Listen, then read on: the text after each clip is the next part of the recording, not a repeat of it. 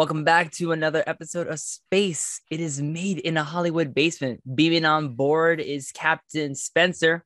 Hold on. Woo! How's everyone doing tonight? You good, Leon? I'm better than good. I'm a bad motherfucker. You are a bad mother bleep. But that's because you're a lieutenant. Commander Leon. Right there. Look at it. Right there. Lieutenant Commander Leon, buddy. That's a hell of a title, buddy. Man, I'm just the guy making soup in the back of the Enterprise. But you got a title. I got what is Lieutenant Commander. So I got the 2 clips with the half clip. So I got the 2 full clips with like the half clip. Yeah. Where it's just round, but you don't have the indent. Right, exactly. Where you got like the 2 full circles, and then it's like one with just like a circle that's not filled in. That's my ranking. I'm putting myself way up there. Every time when I see those rankings, it just reminds me of the SATs all over again. What does standardized assessment and testing have to do with this? Well, like usually you had to fill in your names. It was like, S, and then you fill in a little round circle that said S in it. And then after you move on to the next letter, and the whole thing was like to make your name. Oh, that whole thing. And then you get 100 points just for filling that in because it took 2 minutes of your life away. I mean, it depends how long your name is. I mean, you could be Tim John and like Jon, and you're like golden. You're good, right? Yeah. Anything more than that, you're kind of screwed. You're fucked. Yeah, especially if you're known as Alexander and not Alex. It's like, shit. I wish I thought about this 17 years ago. Thinking about, what else happened 17 years ago? Not 1989. I'll tell you that much. 17 years ago, I think it was 1990. It was 1994. Oh, Jesus Christ. Not even 17 years ago. 17 years ago. Oh, no, my God. No, that math is terrible. No, 2004 was 17 years ago. Oh, shit. I was a junior. 27 years ago would have been 94. And then 37 years ago would have been, there you go. 1984. There you go. 1984. There you go. Boom, boom, boom, boom, boom. Somebody's a big fan of the George. The Costanza? I love that guy. Yes, the Costanza. I love the Costanza. I heard he had a real animal farm.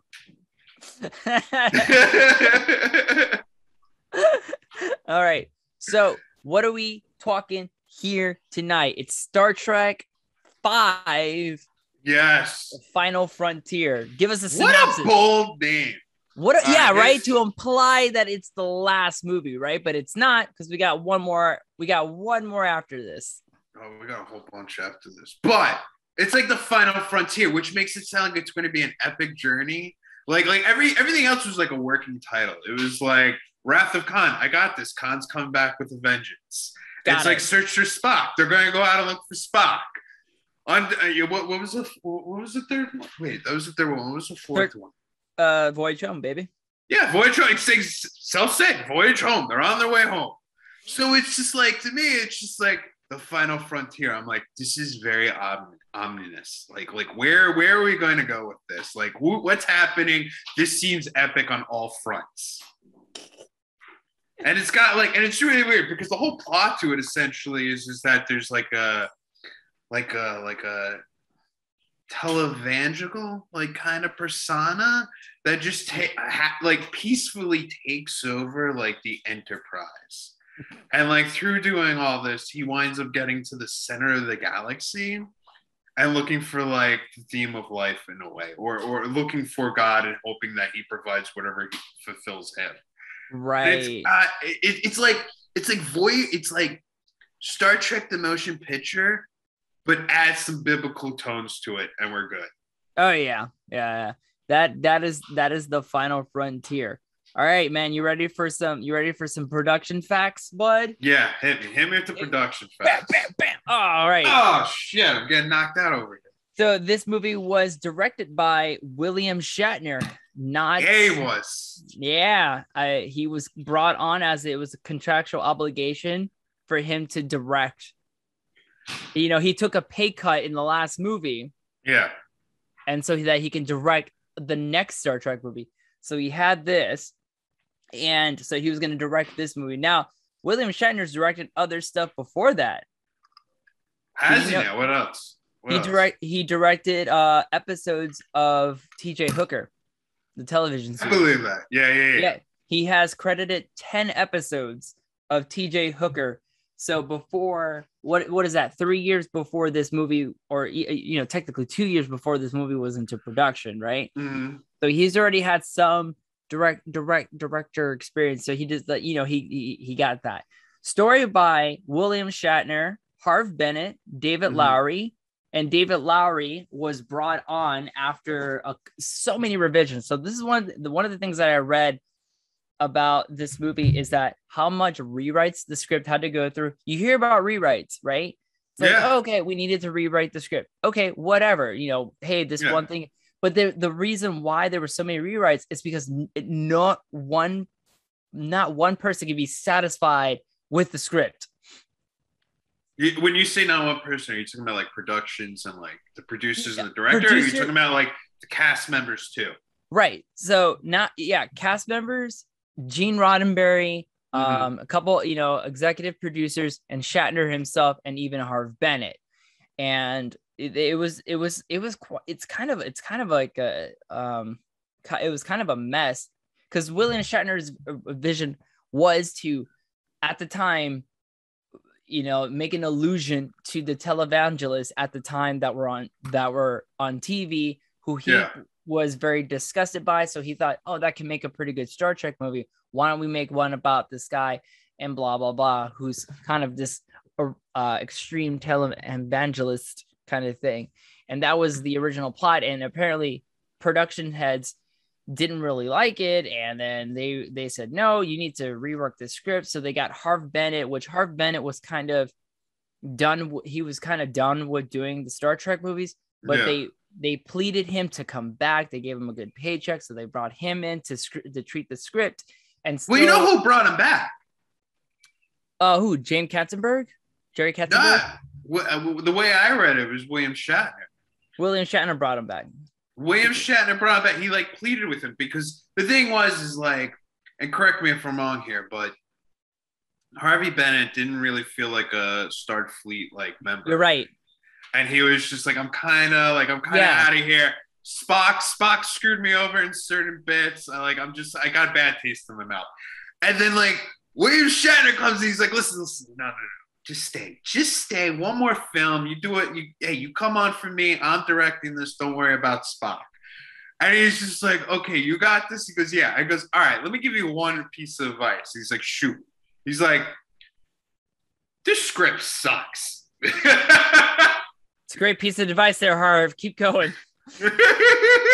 He's like, don't worry, we'll work on it. Don't worry, we'll work on it. Right. And then so they wanted to bring back Nicholas Meyer to rework this, to give this the script more of a treatment, but he was indisposed at the time. And then they got David Lowery to work on that script. And David Lowery's work features, let's see here. Yeah, what else has he done?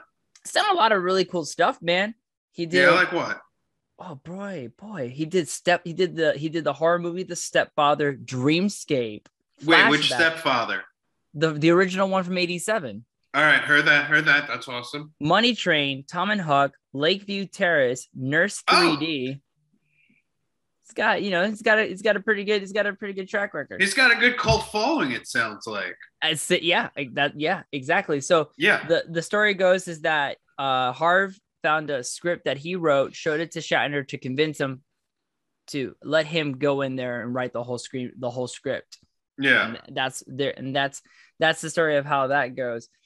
Costumes weren't done by Robert Fletcher this time, and neither was production designs. It was actually done by two people who actually worked on the original series itself. That's awesome. That's a nice little touch of magic. Right. Exactly. It was nice. And Nilo Rodis, and who was the other person? I had him here. I lost him. I feel like a bitch now. I lost him. Don't feel like a bitch. I feel like a bitch. Oh, Herman Zimmerman. Herman Zimmerman. Yeah, they were two people who worked on the original series of Star Trek, and they were brought in to do that. And then Industrial Light and Magic, they were going to try to incorporate them again. However, yeah, let's hear this. The problem is they were indisposed at the time, doing some other project. And do you know what the other project was? The Goonies. No, not the Goonies. Well, you could be right. I didn't read that. But what I did get, my information source is that in '89, the time of this movie being released, they also did 2 other movies of that year, and one of them was Ghostbusters 2. The other one was Indiana Jones and the Last Crusade. That makes a lot of sense now. That's right. That is right. So you had Ghostbusters 2 and The Last Crusades coming out in '89 that year. So this movie had competition. Coming back, instead it also went off the time frame too. Like each one came after. Yeah, it came out like 2 years apart from each other, and then this one takes like a 3-year gap. It's like a 3-year gap before you even get to this one. I noticed that too. That the last one was in '86, Voyage Home. Yeah. And then you get to this one, which is in '89.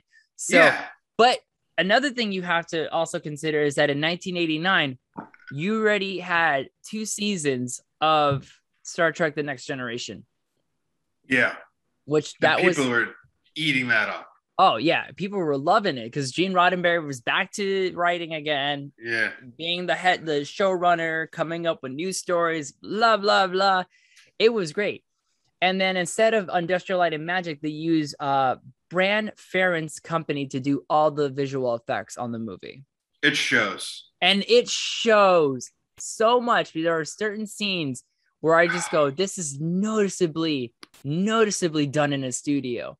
A good example of that is when they're in front of God near the end of the movie. And you could tell they did that technique where they're shooting light through a projector or projecting something on. Yeah.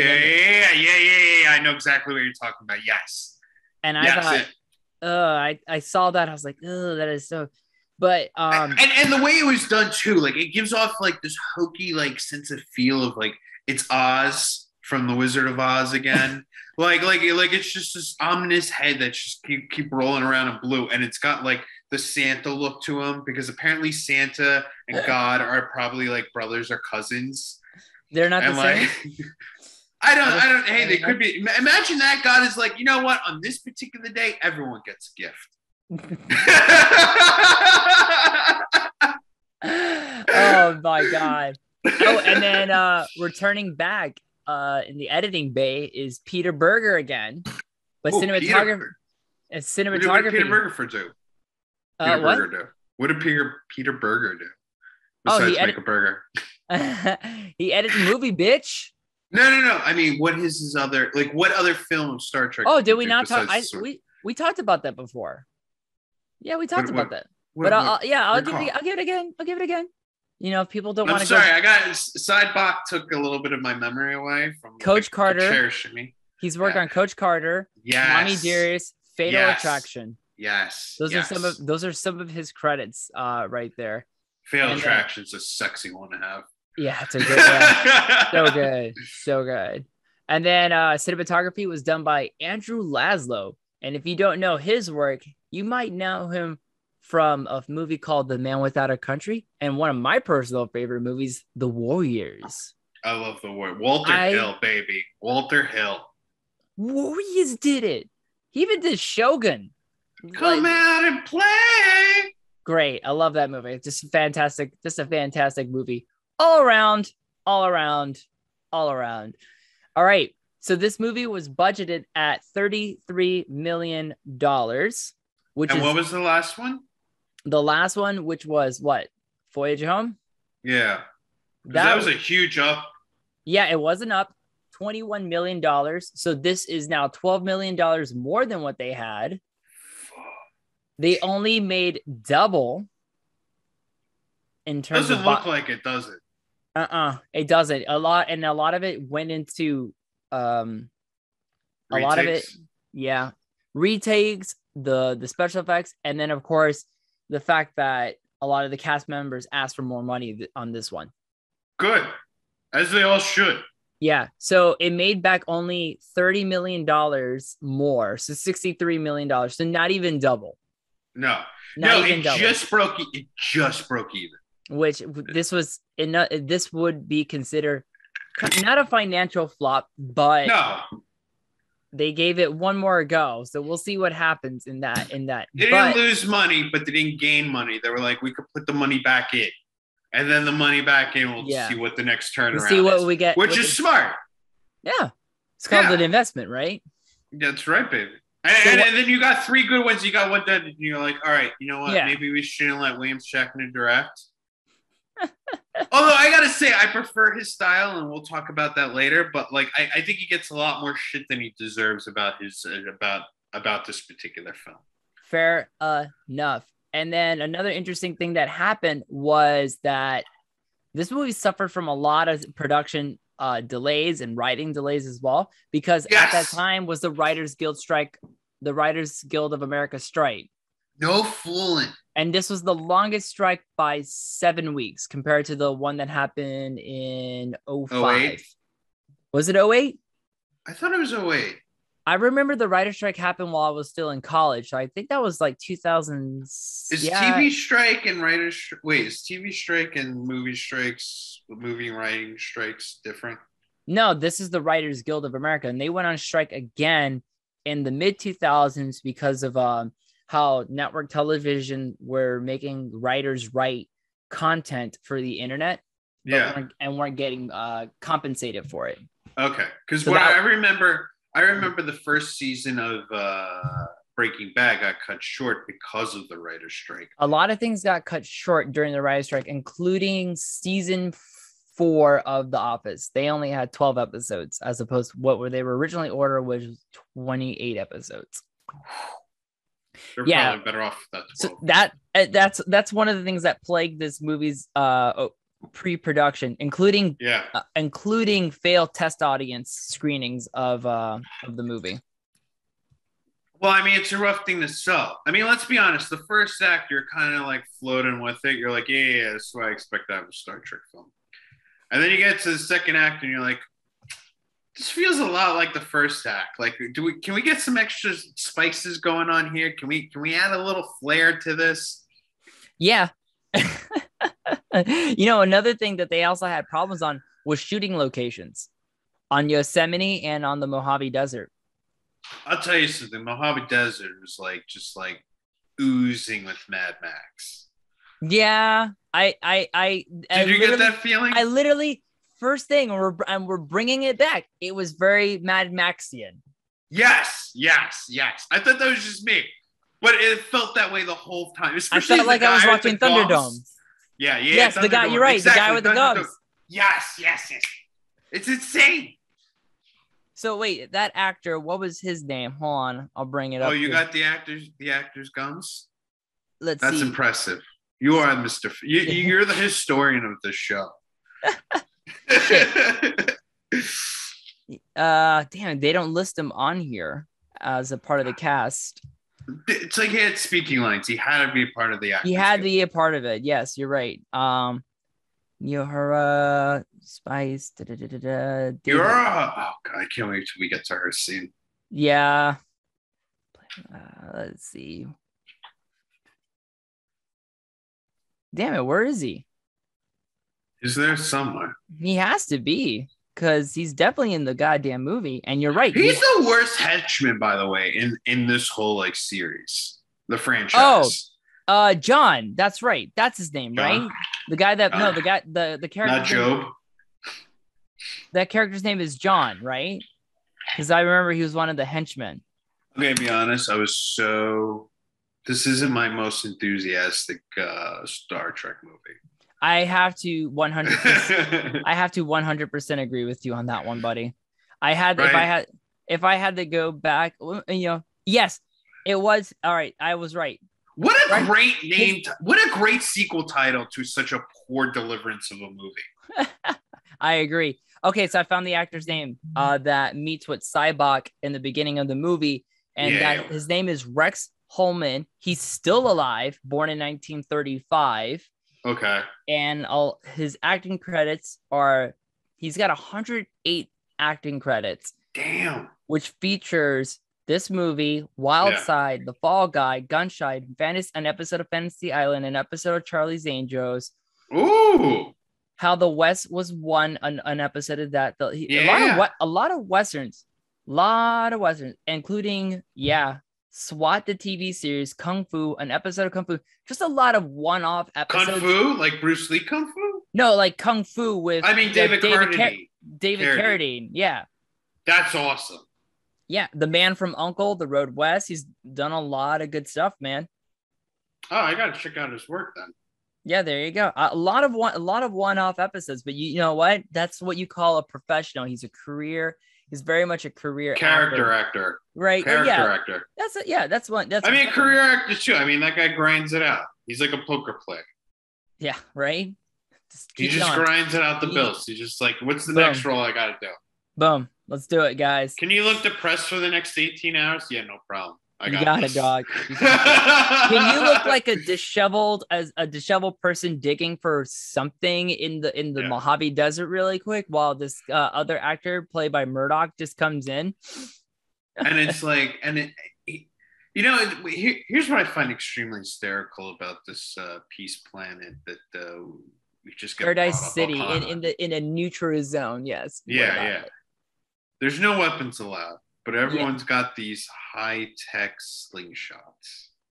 But did you see? Okay, so in that opening scene, did you see what he was loading it? What he was trying to load it up with? Stones. Right. So they weren't just. You're right. That's what I'm saying. Right. It's like a slingshot. You're right. It's like a high-tech slingshot. You just trying to load up all the stone in there to shoot at fucking Laurence. Sybok. What do you want to bet that was because of budget concerns? They're like, we can't do lasers. We got enough money put into TNG for lasers. We got stones. Let's do stones. Unfortunately, we don't have laser for days. Lasertron ain't no more. We're going with stones. Well, I think that was the other thing. It was this. I think that was more of your more biblical reference. To cast the first stone with high powers. He was ready to just shoot him with the. This is why you're lieutenant. You got big brain syndrome. Look at that, lieutenant. All day, every day, buds. All right, all day, every day. So Sybok, who was played by Laurence Luckinbill. Who was in the movies The Exonerated, Dash and Lily, a couple episodes of Murder, She Wrote, episode of All My Children. Couple episodes. Is it like a returning character? Or is it? No, he's played different characters, which I won't get into. He's played an episode of Law and Order, Fantastic Max. He was in the movie Cocktail. He was in the TV series Hotel. You know who he's married to? Oh, who's he married to? Well, you ever saw that show I Love Lucy? Yeah. Lucy? Lucille Ball? Ball? He was married to Lucille Ball? And you know who Lucille Ball was married to? Something Arnaz. Yes. Desi Arnaz. Desi Arnaz. They produced a child. That child was the one who married Sybok. Oh. There you go. There you go. And you want to know a little extra fact to add on to, like a little sprinkles before you put on the cherry? Yeah. Is that Lucille and Arnaz produce the first few seasons of Star Trek. They're the ones who actually got it on the air. Really? Yeah. And then they had it for a couple seasons and they're like, this is hot enough. Let's sell it now. They knew not to hold on to it for too long. They're like, hey, it's probably in a fad in a moment. Sell. And they sold it to Paramount, and that's how Paramount got the rights to Star Trek. Interesting. I did not know that. That is super, super interesting. All right. Fair enough. It's amazing how that comes full circle. It's like you're at Final Frontier where you think it's the end of the movie. And the start of this was like Lucille Ball and Danny Arnaz, or Arnaz. I forget his first name. I apologize. And then it's like it starts off with them getting the show up and running, and then here's this poor villainous character who's just like, I'm going to take your enterprise and I'm going to take it away where Khan's going to roll over in his grave.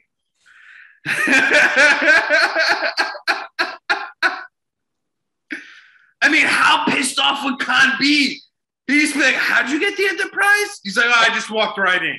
It was a peaceful hijack. Peaceful hijack. Yeah, and that was the other thing. It's how he got everyone on his side, because he was doing some sort of mind meld, but he was doing the mind meld in a way to help them heal from a pain. Yeah. Just an interesting kind of brainwashing technique that it kind of reminded me of like Scientology in a way. Oh, it doesn't?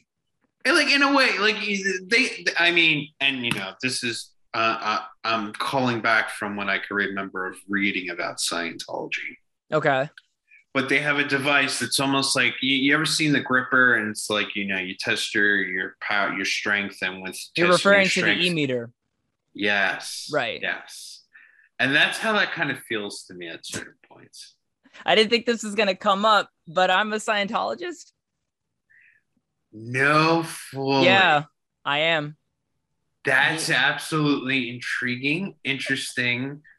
And there's so much I want to know, but I don't want to pressure you. And I really don't want to, I don't want to really, like, let's slowly build into this one day. But like when we do Battlefield Earth, I want us to go. Oh my God. Yeah.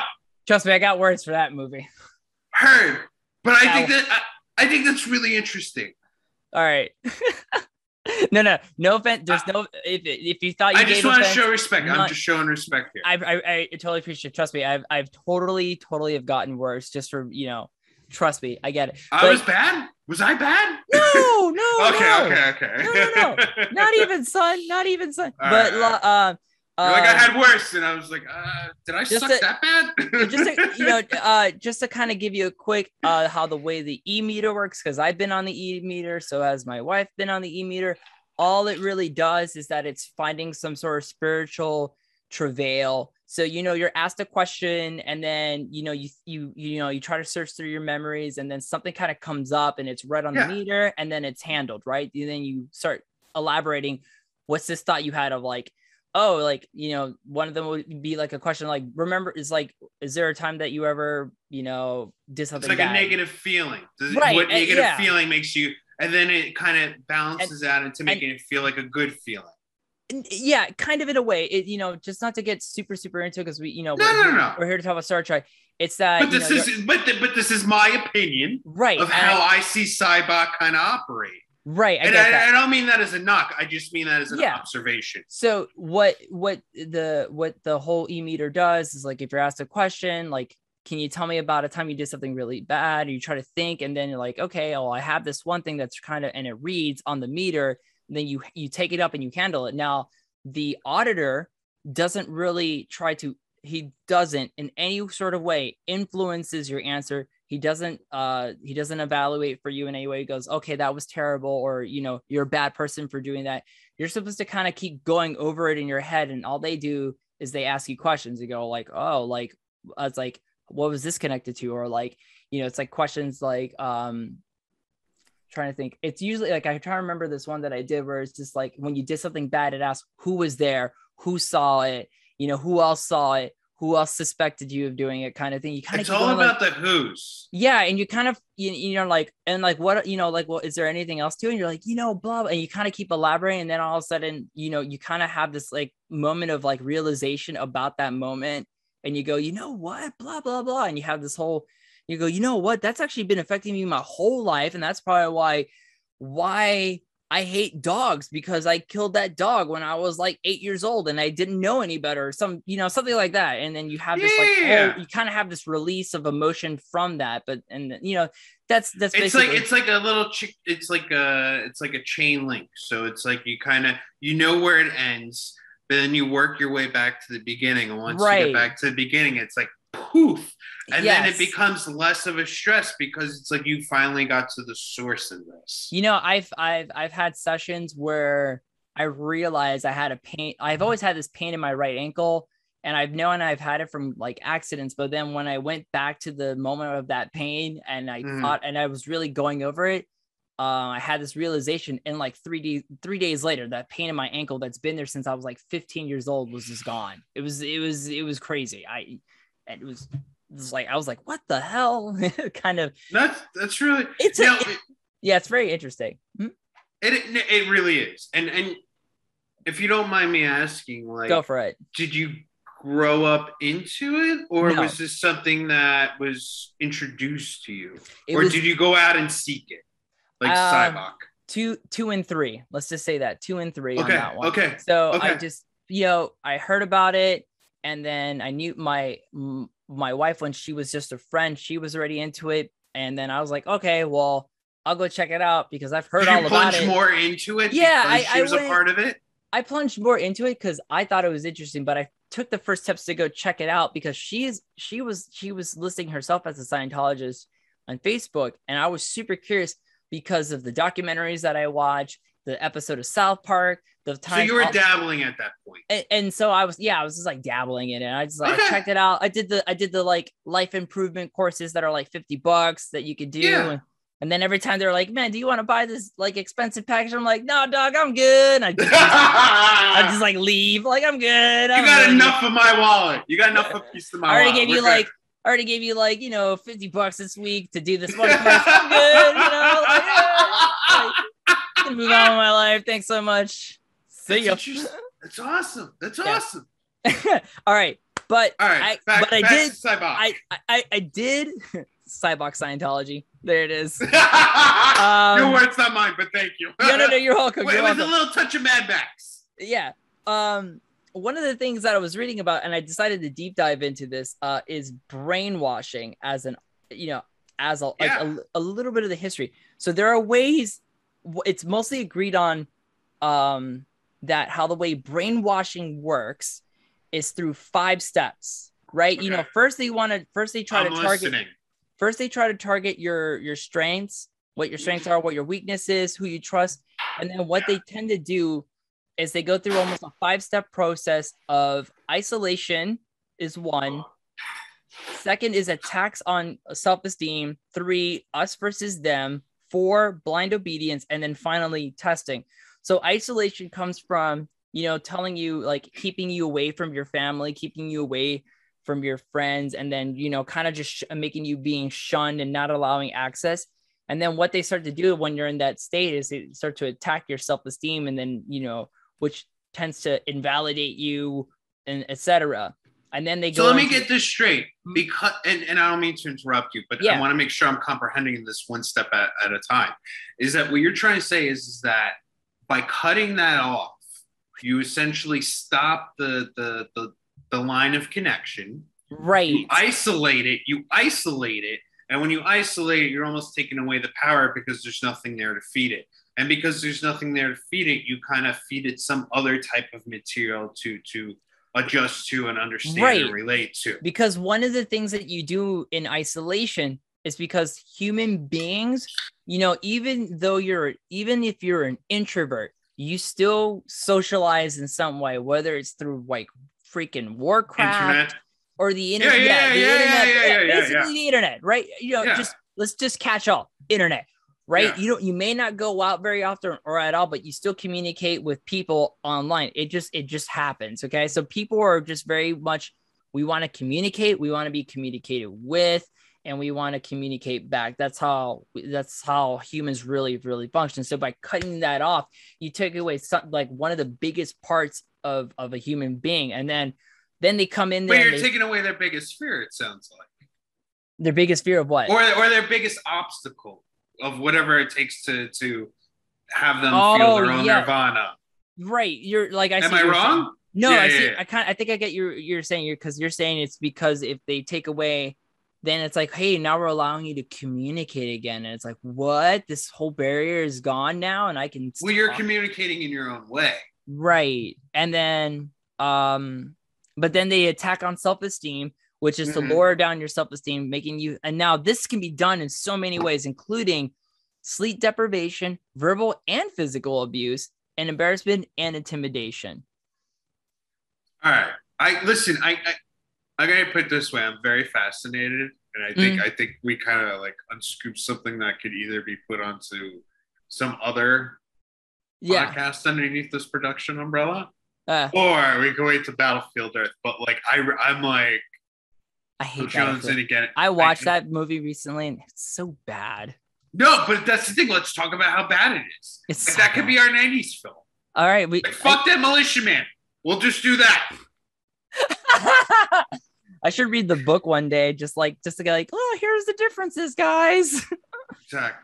All right. So anyway, I didn't mean to go that far off with Sybok and my theory of Scientology. Yeah. No. It's totally fine. We did kind of get off on a tangent, and we did get into like a deep dive on brainwashing and whatnot. But it was something that really fascinated me. Do you feel there's anything that like? And like, keep in mind, I'm saying it only as an outside perspective. Right. Like looking at this, did you find any, like in what I was saying, did you find anything connective to that? No, not really. Okay, so I was on my own island. Yeah, you're on your own island on that one. Because I actually I've read comic books and I've watched certain shows where I'll see the connection right away in something. Yeah. When one of the biggest ones would be in 30 Rock, they do practicology, right? Okay. Which was supposed to be a poke at Scientology, and then cosmology in the other show that Tina Fey did, which was also another. I know 30 Rock. No, but Tina Fey, Unbreakable Kimmy Schmidt. Yeah. Unbreakable Kimmy Schmidt. That's that one. But other than that, you're kind of. I feel like you're kind of alone in that island on that one, there, bud. So you're there with the Wilson volleyball. So there you go. It's quite bloody.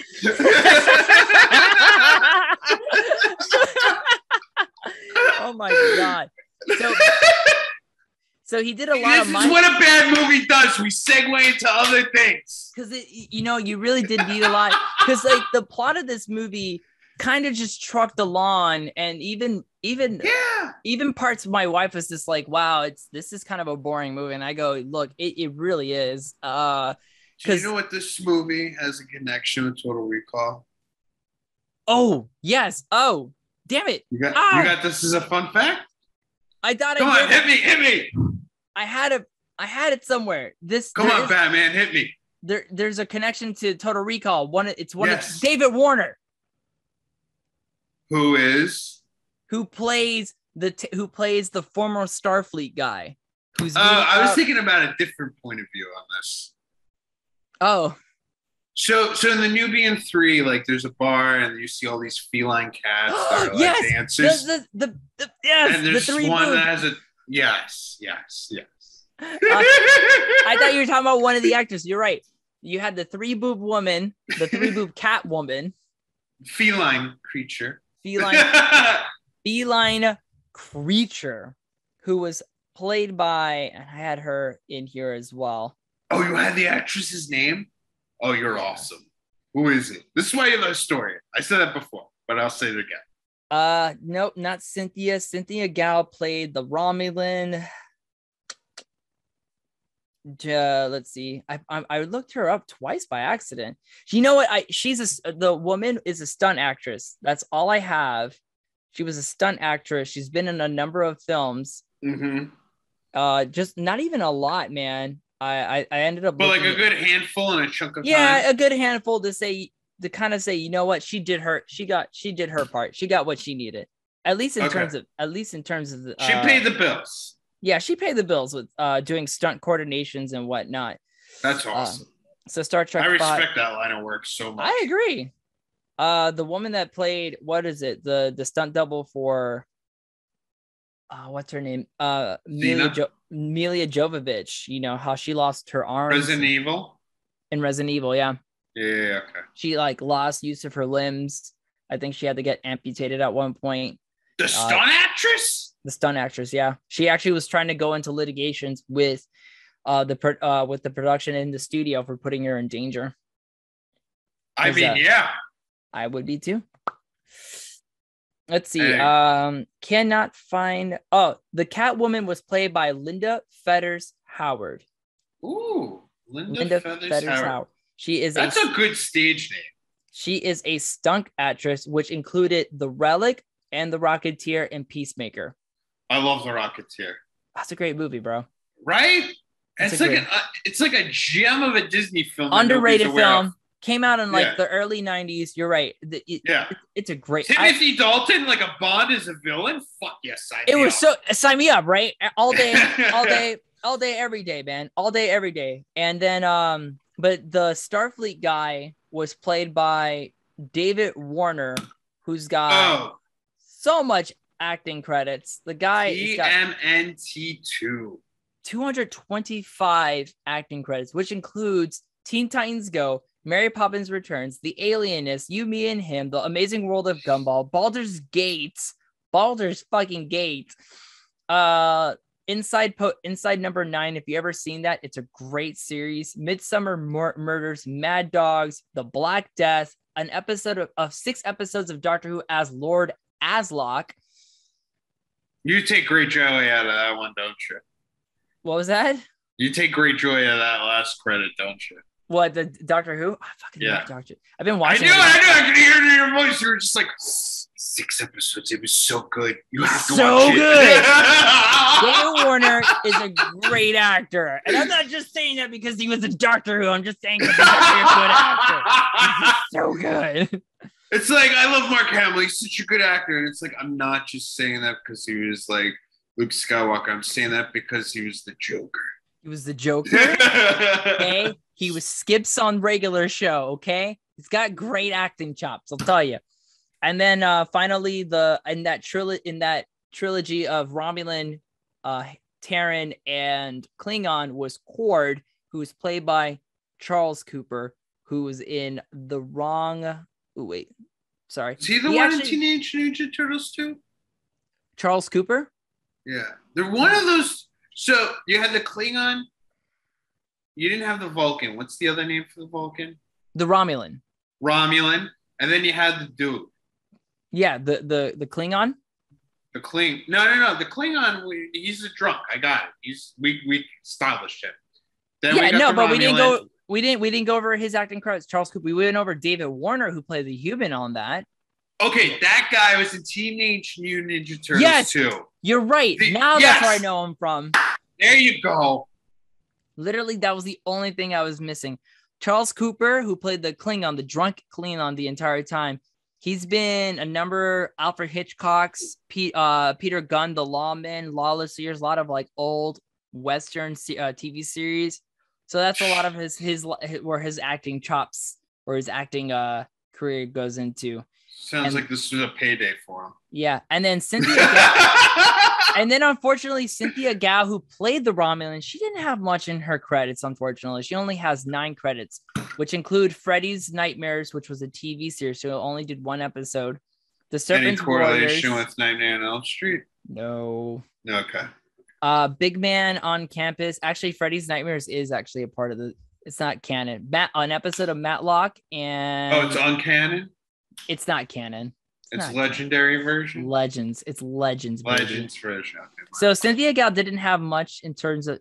She just kind of just did her thing, and who knows what. I couldn't really find much history about her, but well, there you go. That was some of the actors that were in that opening scene where they got taken hostage by crazy man Sybok, who ends up being revealed to be Spock's brother at some point. Half brother. Yeah, that's right. His older. Which is so anticlimactic.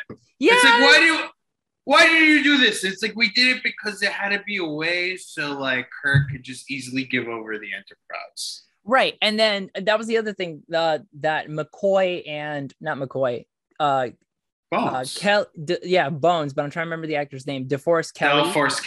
DeForest Kelly. And then Leonard Nimoy. That was one of the problems they had with the script because Shatner wanted them to betray Captain Kirk, and they couldn't believe it. So this was the only way he can keep that whole, Kirk versus them. Yeah. That whole cult mentality, that whole televangelist, that whole extreme religious movement. He is now being isolated out from his own people. And this is the only way they do it. All right. He just fucking brainwashes people. And that's the whole thing. And that's the whole thing about like the crew in general of this installment. is that everyone's like dumber than they should be. It's like Scotty walks into a beam. Yeah. Sulu, who's a pilot, gets lost with Chekhov, who's like the second pilot. So like here's two pilots who should be great navigators, and somehow they just get lost in the woods. Like that's bullshit. It really. Go ahead. It was kind of, there were certain things about it that was kind of a, where the Voyage Home was a charmingly funny movie, but this one, everyone kind of came off as kind of a joke. The whole Uhura is into Scotty thing. It kind of just came out of left field. It's like, it's like, oh, hey, Big Poppy. I'm just like, right. Big Poppy, where did this come from? Where did this go? What? Oh, I'm all for bears, but this is completely the Scotsman. All of a sudden, you want the Scotsman. Yeah, I thought you were with the other guy. No, apparently you want to be with the Scotsman now. Yeah. I don't know. I guess something happened, and that's the other thing. It's like Scotty's like, I'm so good at my job. Give me 2 weeks. And Captain Kirk's like, I'll give you 3 weeks. And you give him extra time. He's just the guy fucked up the whole job. It's how did you fuck this up? There were so many follies in that movie, and maybe they set it up in the beginning because they kept showing things were going wrong with this new version of the Enterprise. And so maybe they were setting you up to go, look, there's going to be a lot of follies in this movie. Get ready. This is a foreshadowing of the rest of the goddamn movie. That's how. Oh, my God. The funny thing is, it didn't cut that the ship is kind of acting wonky. Never really came back as a big plot point. I thought it was, but it never did. And it's brand new. And somehow it's got problems. Scotty's like, this thing is in condition like it was in 1960s. I thought I fixed it, man. Bang, bang, bang. He says, I banged on it.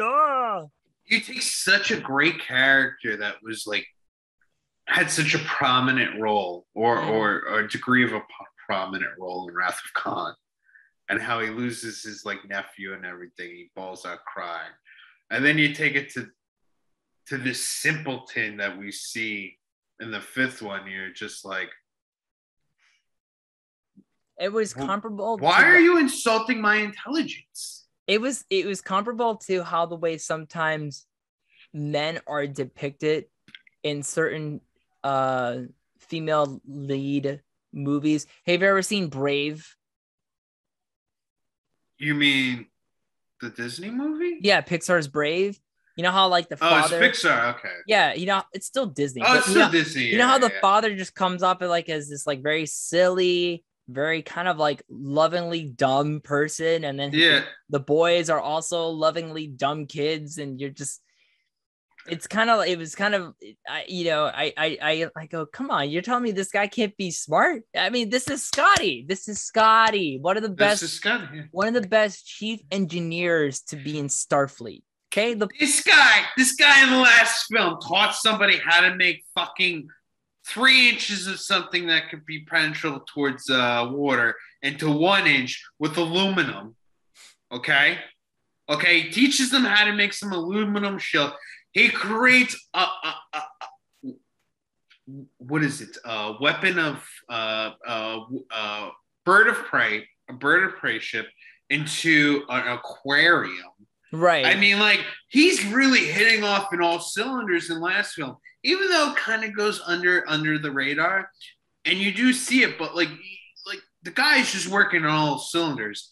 And then in this one, he's just like, you don't know a getaway when you see one? Come on, get out of here. It's just like, you're too much of a self-parody. You can sabotage the Excelsior on a time, right? You have a time-sensitive sabotage on the Excelsior, but you know the ship like the back of your hand, and you hit a beam.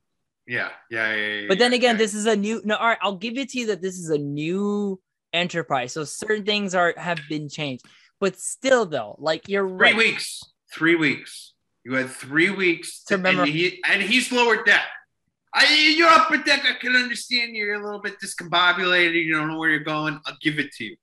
But you're lower deck, my friend. And I don't mean that in a negative way. I just mean you got to know your place. And you didn't know your place. Oh, my goodness. Am I too mean towards Scotty? I don't know. No, you're not being mean towards. You're not being mean towards Scotty. You're being mean towards the depiction and vision for Scotty in this movie, which a lot of characters they came off. The storytelling's awful. The storytelling, it's not all over the place. It was just kind of it was a big pill to swallow. I could still swallow the pill. It just wasn't fun to swallow. No, it's like a soft gel, but a really big soft gel. Right. And then the fact that I had to let it sit in my mouth to just like let it deteriorate for a little bit so that it can easily go down. And even when I got it down my throat, that's what she said. It still was a long trek to smooth down inch by inch in my throat. Once again, that's what she said. You are on fire tonight. I know. You know that? Put me out. I'm like spontaneous. No. We ain't putting you out just yet, all right? Okay. Then there was, the one thing that you had this whole story that was going towards them getting to the center of the universe. He has to make this whole journey. So one of the things that it was the Great Barrier. Now they talk about. You go ahead, say it. Say it right the fuck now. So in the Vulcan language, it's called Shakari, which was Sean Connery. You're gonna bring that up. Bring it up. Yes, that was their first choice. That was the first choice of who they want for Sybok. Would have been. And Sean Connery was just like, "Nah, I gotta go do Last Crusade, man. I got ties back there." And they're like, "Shit, who are we gonna get?" Once again, Indiana Jones fucking them out, right? Twice. That's twice. Twice. That. Yep. Oh my god. Sagitt. All right. Anyway, I'm sorry. Continue on with what you were saying. So they were talking about going to the center of the universe. Or not the center of the universe? They wanted to go to the center of the galaxy, past the Great Barrier, to find God, right? Whatever you call him, God, Shakari, Targold, and Kiatu. All right. Do you know what is actually in the center of the Milky Way galaxy? Milk. No, a big black. A big black hole. Yeah, because that's how it keeps everything in place. Right. It's Sagittarius A star, and at the very center of it is a supermassive black hole, which is, I think, 23,000 light years away from us. Billion. We're pretty damn close to it. But the 23, there's no way we're 23,000. We've been sucked in already. All right, so hold on. Well, actually, that's the beauty. That's one of the misconceptions about black holes. Years. They don't really suck in everything. They actually do have a gravitational push as well as a pull. That makes sense. So it's even as you get closer, it actually will. It can push you away, but if you get close enough, then it'll suck you in. But you gotta. It's a pretty interesting concept of black holes. They are the most biggest astronomical anomalies that exist in our universe, and there's even ones that exist where you can't even see them. Closest. And then there's super black holes, or are they called supernovas? Supermassive black holes, and then there's even gigantic ones.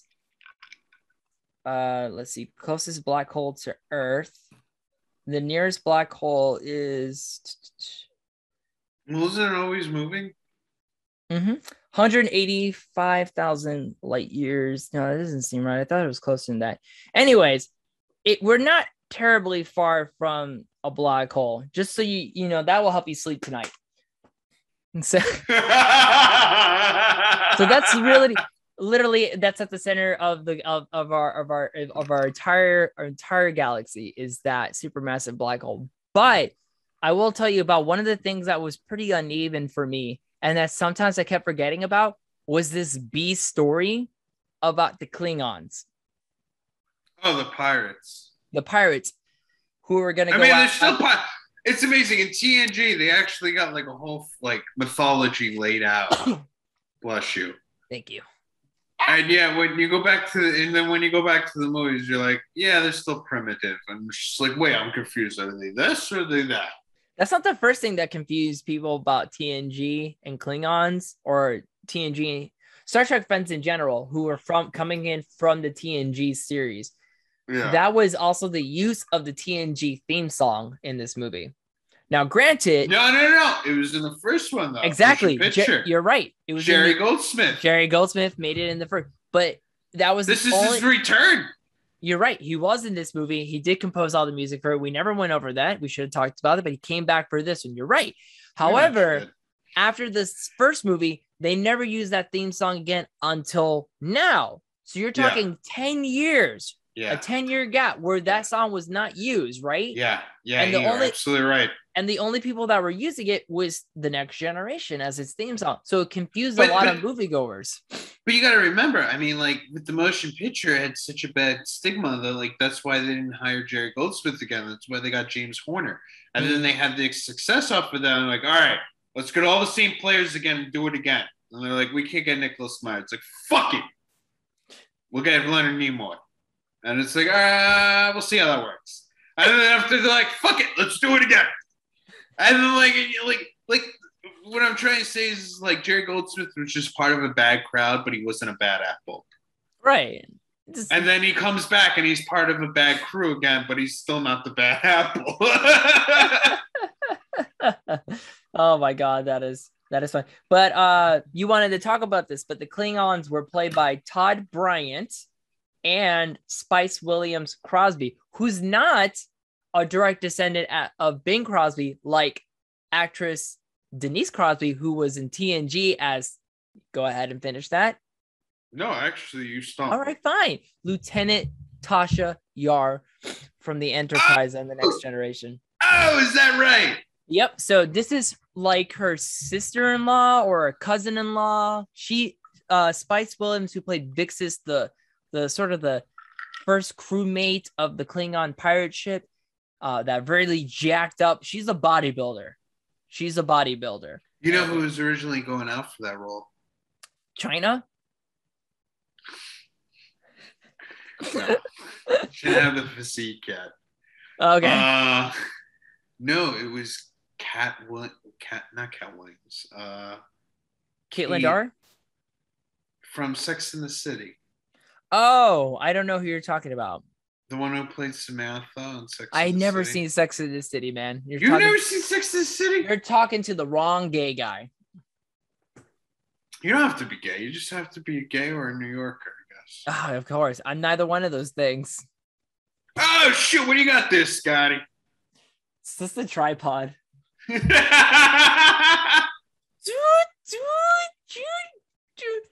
Engage. Looks like a tripod of anal beads. It kind of does. I don't disagree. It's the first thing I thought of too when I got it. I went, it's like anal beads.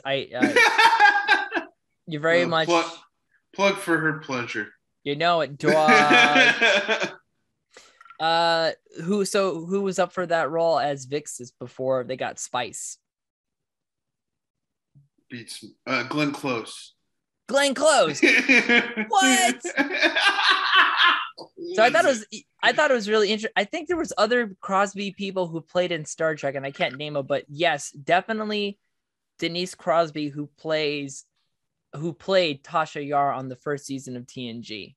That's interesting. So there you go. And that was, in that plot line, I just every time I go, I would always forget about them when they would go back and go, oh yeah, that's right, they're being chased by Klingons too. I forgot about that every time. Yeah, no, absolutely. It's like I'm going to be the same kind of menacing characters that was in 3, and you're like, yeah, but you don't got it all the way, and you're like, it doesn't matter. I blew up a satellite. Yeah, he blew up a Voyager. By the way, he blew up a Voyager satellite, which I felt was a jab to the first movie. Even though it's telling the exact same story. Right? Like two characters eliminated, but it's telling the same fucking story. It's amazing. Like part of me is just like, this got a little lazy.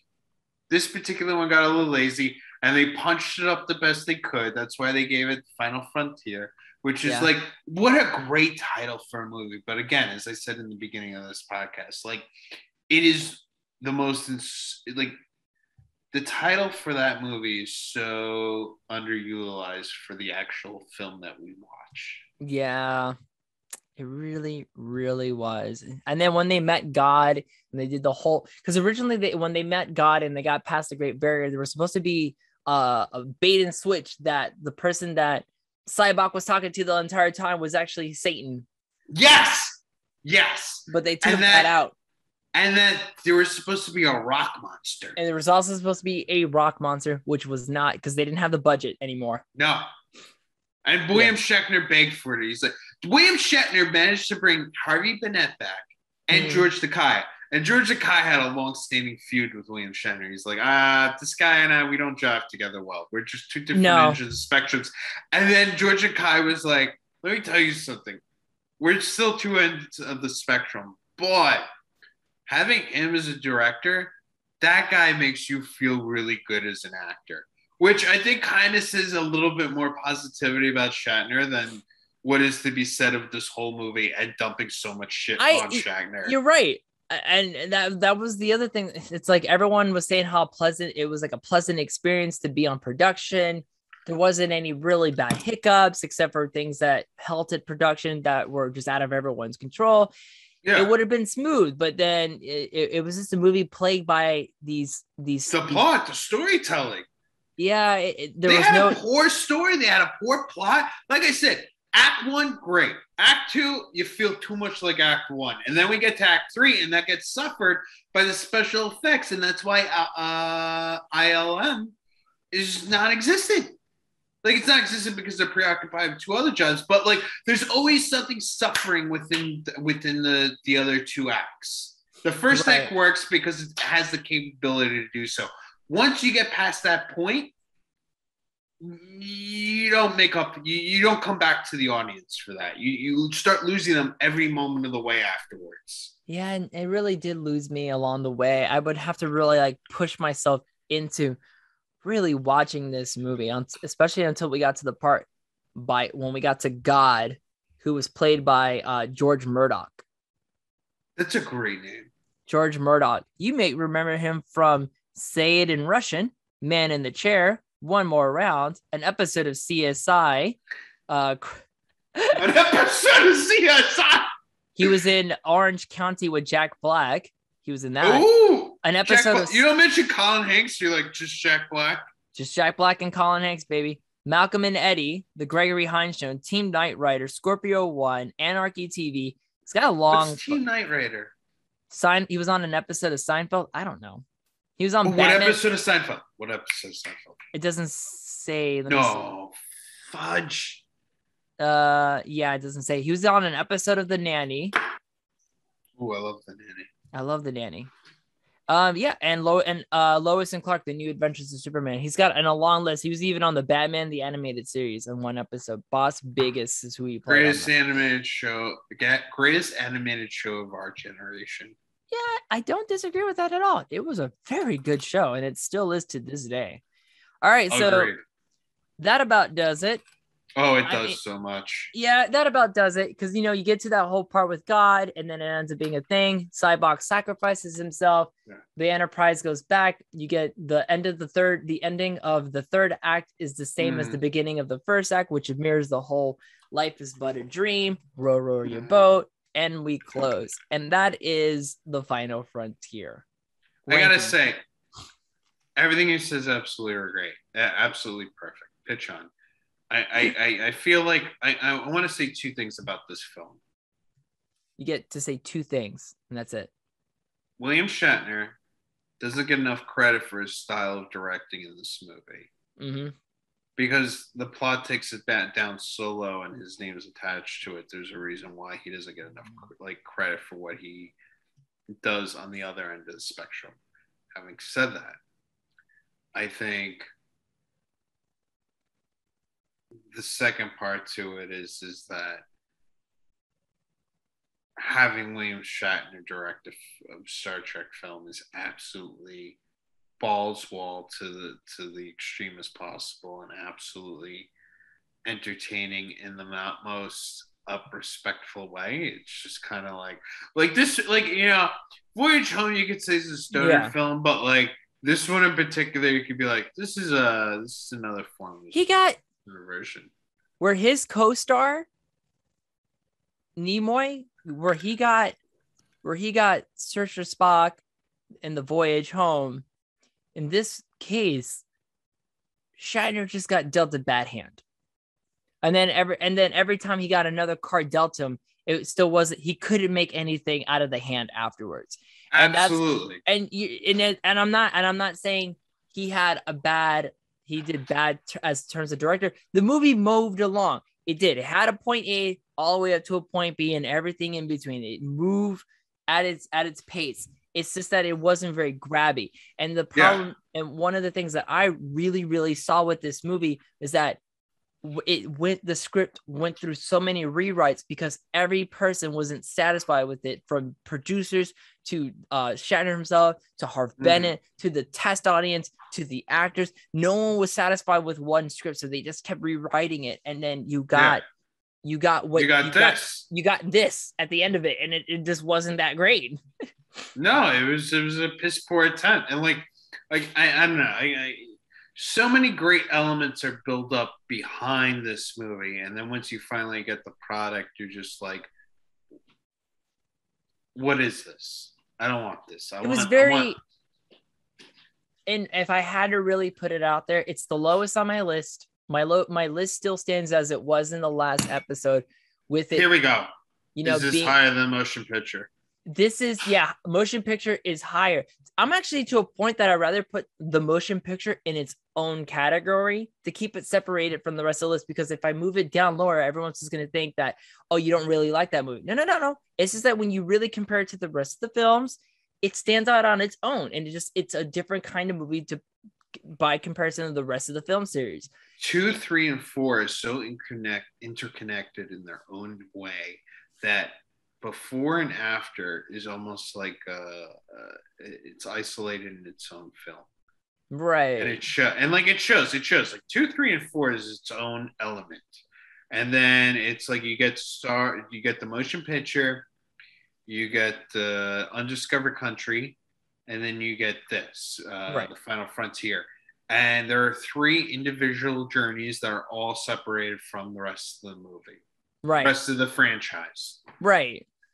And as you watch it, you could feel how different it is from the rest of the franchise. Like 2, 3, and 4, and you mentioned this back in Wrath of Khan, have such an integral part of each other.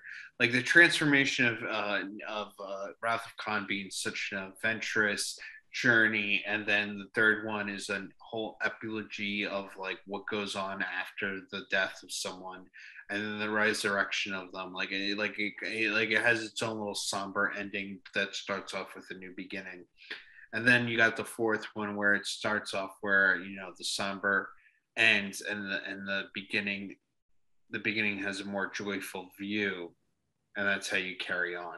And then you get to this one where you're expecting it to be more joyful, but instead you have such biblical proportions behind it.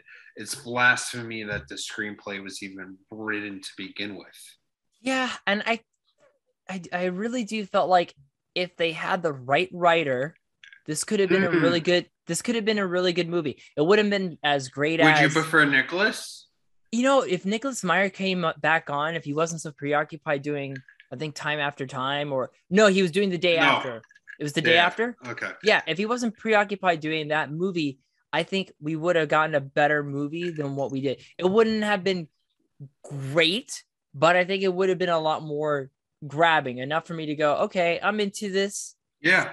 But I overall thought that this was just a mediocre film out of the 5 movies we've watched so far. I agree, but let's not forget the bromance of the campfire scene between Bones, Kirk, and Spock. Right. And I think at the beginning and at the end, when they focus on those 3, I think that's William Shatner really showing something that not everybody else saw out of Star Trek, and that was the bromance. That was the symbolism of all 3 of them. Yeah. And it's a shame that he enclosed it to just the 3 of them, and he didn't open it up more towards the rest of the crew. I mean, everybody in the crew had their own individual thing, but again, like as I said earlier, they were kind of more like simpletons as opposed to pioneering characters, as in Bones and Spock and Kirk. Yeah. Right. Yeah. Anyway, I mean, I feel like we had to say everything we said about it. Yeah. I think we could call it a day on Final Frontier, because right now we're at the Final Frontier of this episode. We are, and then so that makes it the next movie, which is the final movie to feature the original cast before we get into the Generations, which barely has any of the cast in it at all. Barely. So we count that as TNG more than we count that as the original series. No. This is still a TOG. There's still some TOS in it, but it's more of a TNG film than a TOS film. Next one? Not the next one. No. The one after that one, which is Generations. Yeah, that's more of a TNG film than a TOS film. Malcolm McDowell, baby. Malcolm McDowell. I already watched it once for the first time and I loved it, and I can't wait to talk about it. But next is that the one we'll finally get to where you actually could share experience with it? I can. Yes. I'm excited. All right, so that about does it. So catch us next time for The Undiscovered Country. With me is Captain Spence Rufio Ross. Heard that. And with me is Lieutenant Commander Leon. If you're looking for a good time, you go to my first right-hand man, okay? I'm there every time like a stranger. I'll undulate. Oh, Jesus. And that's the way to end the show, guys. See you on the next time. See you next time. Don't be a Sybok. Sybok.